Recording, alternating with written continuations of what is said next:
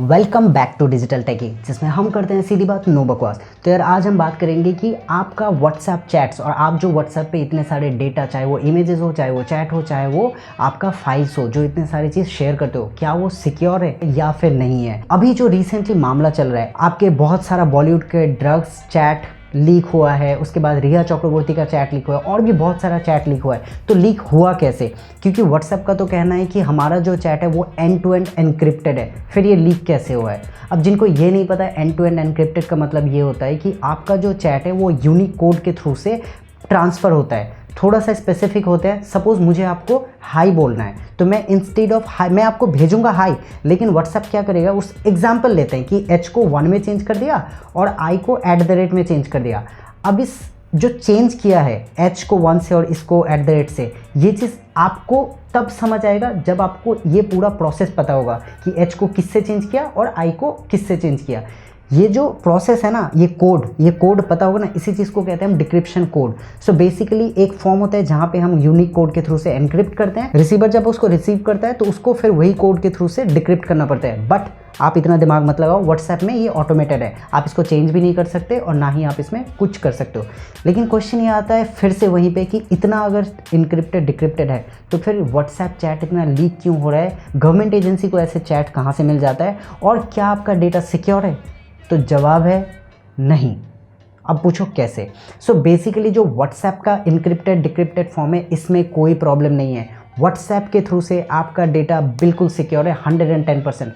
WhatsApp के through से आपका डेटा कोई एक्सेस नहीं कर सकता है, इंस्टेड आप और जिसको आपने भेजा है। तो अगर व्हाट्सएप शेयर नहीं कर रहा है इन्फॉर्मेशन, तो फिर ये कैसे हो रहा है? तो ये चीज़ हो रहा है आपके थ्रू से। और वो कैसे हो रहा है? जो आप अपने मोबाइल ड्राइव पे या फिर आप गूगल ड्राइव पे या फिर आप अपने iOS ड्राइव पे जो डेटा बैकअप लेते हो।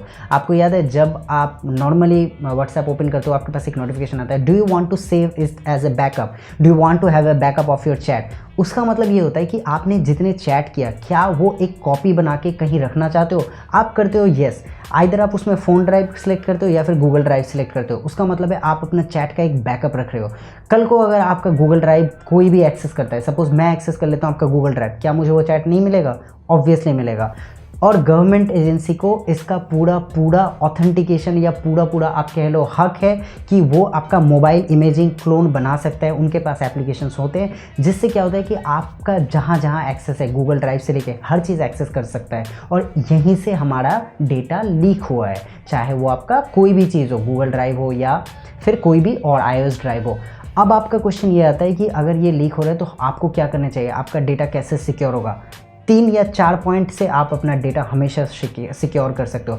पहला पॉइंट, आपको आपका चैट बैकअप ना ही iOS में, ना ही गूगल ड्राइव में या कोई भी ऐसे ड्राइव में नहीं करना। जब आपका ऑप्शन आता है do you want to save it as a backup, no करो और सेव कर दो। कोई चैट बैकअप नहीं चाहिए।